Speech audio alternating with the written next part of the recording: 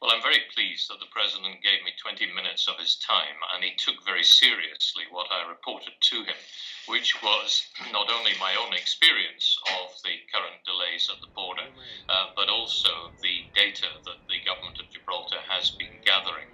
And I spoke to him not only of how this is making life extremely difficult for my constituents and damaging the economy of both Gibraltar and the area around it, but also of how the hate speech, which the Spanish foreign minister has been using, is raising tensions between people. And he took this very seriously and reiterated his intention to send this month to Gibraltar a mission to monitor the controls at the border and to talk to the government of Gibraltar. So, Mr. Watson, does this mean that you got the impression from the meeting that the European Commission's interest in helping Gibraltar is genuine?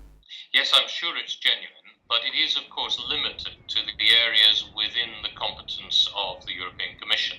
These are areas like the right to freedom of movement of people across borders, areas such as taxation, and so on. He said to me that he hoped that the governments of the United Kingdom and Spain would be sitting down as well and trying to resolve the issue.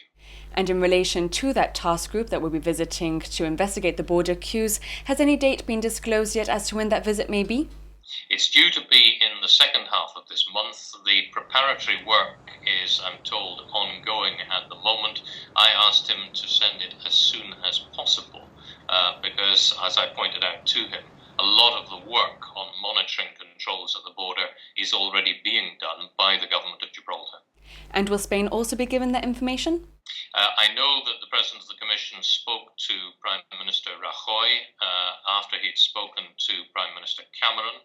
I know that he expressed to the Spanish Prime Minister his concern.